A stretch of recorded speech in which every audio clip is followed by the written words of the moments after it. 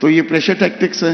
नहीं, pressure tactics Ajit नहीं। दादा पवार का दबाव है बीजेपी पर कि ये लो, देखो, आप नवाब मलिक को मना कर रहे थे, मैंने तो कर दिया खड़ा। ये देखो, ऐसा कुछ नहीं है, आप बिंदास रहिए, कुछ होने वाला नहीं। बहुत अच्छी तरह से मैं रास्ता, हम सब मिलकर रास्ता निकालेंगे।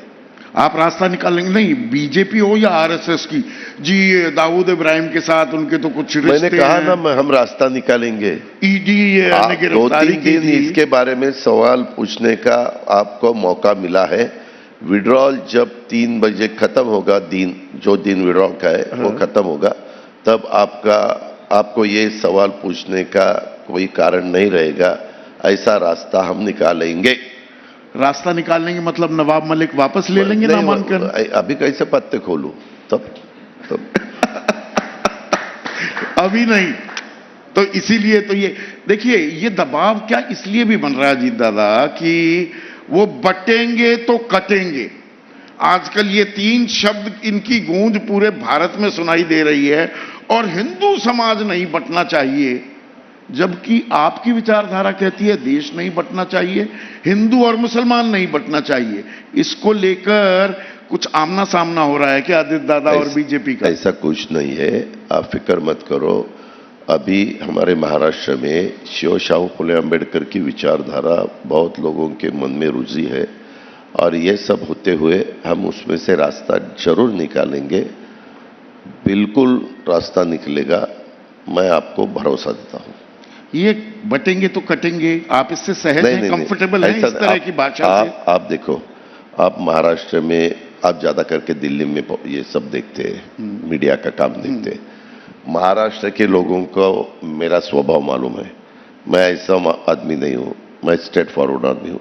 हम बैठेंगे। क्या हुआ, कल तक हम सब फॉर्म भर रहे थे, अलग अलग एरिया में अलग अलग चालू था, थोड़ा बहुत कुछ ना कुछ हुआ है।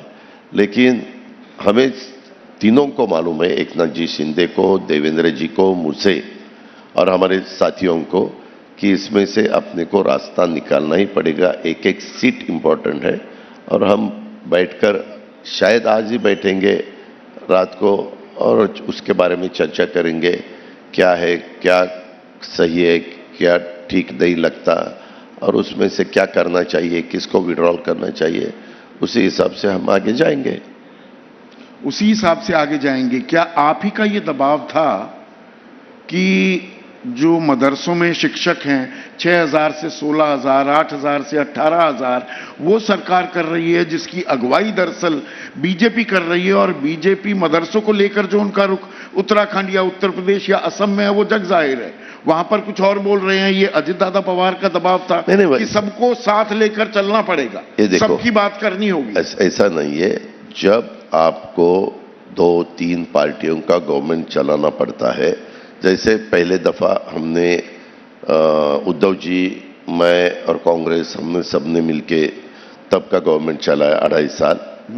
लेकिन उसके बाद क्या हुआ, वो पॉलिटिक्स आपके सामने है। एकनाथ जी शिंदे ने एक अलग निर्णय लिया, और गवर्नमेंट वो चली गई, और दूसरी गवर्नमेंट एकनाथ शिंदे जी की आई।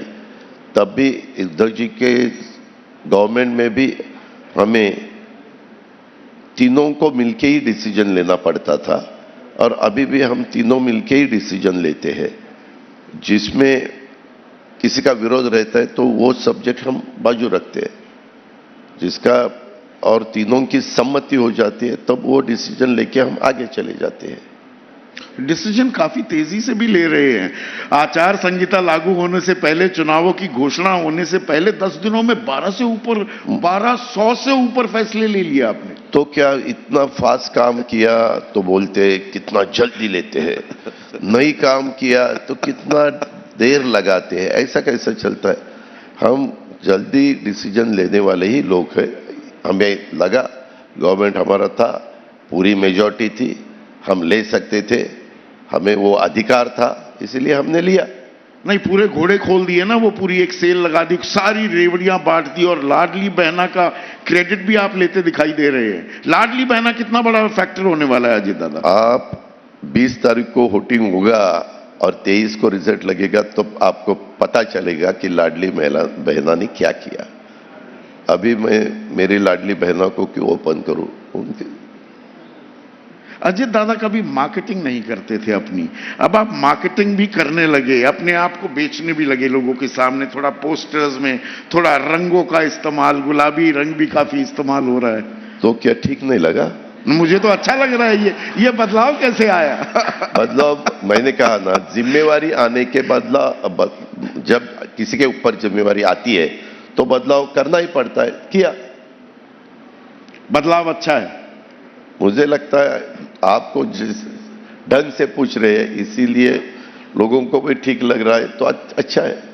नहीं, मुस्कुराते हुए आप अच्छे लगते हैं। वो दिल्ली में आपकी ऐसी छवि बनी हुई है, इतने धीर गंभीर हैं अजीत दादा हमेशा। There is always a kind of a scowl on your face. आपने मीडिया में काम करना कब शुरू किया? मुझे हो गए 26-27 साल, बाल भी उड़ गए अब तो। जब आपने काम शुरू किया तब आप मुझे मिलते और बोलते कि दादा हंसी मजाक से काम कर लो, तो तब से शुरू करता था। अच्छा, ये हंसी मजाक में, पर एक जो पवार परिवार, पवार खानदान की राजनीति की भी बात करूं, चाचा भतीजा की एक लड़ाई तो चली रही है आपकी और शरद पवार जी की। अब आपका भतीजा आपके खिलाफ बारामती में उतार दिया गया है। पहले वो भाभी और ननंद की भी लड़ाई हुई जिसमें आपने ये भी माना कि भाई सुनेत्रा को खड़ा करना सुप्रिया के खिलाफ वो फैसला सही नहीं था। पर ये जो तलखी है वो दरार दीवार पवार कुनबे में वो तो थोड़ी और चौड़ी हो रही है। ठीक है, अभी हुआ है, लोगों के सामने जाना पड़ रहा है, अभी उसमें ऐसा कुछ नहीं है। हर एक को अधिकार रहता है खड़ा होना या नहीं होना। उनको अच्छा लगा कि यही कैंडिडेट मेरे खिलाफ अच्छा लड़ेगा तो उन्होंने खड़ा किया है, उसके बारे में मुझे कोई एतराज नहीं है।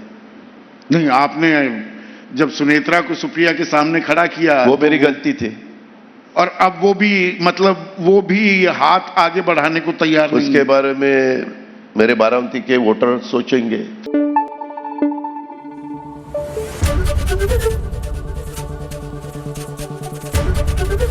एबीपी न्यूज आपको रखे आगे।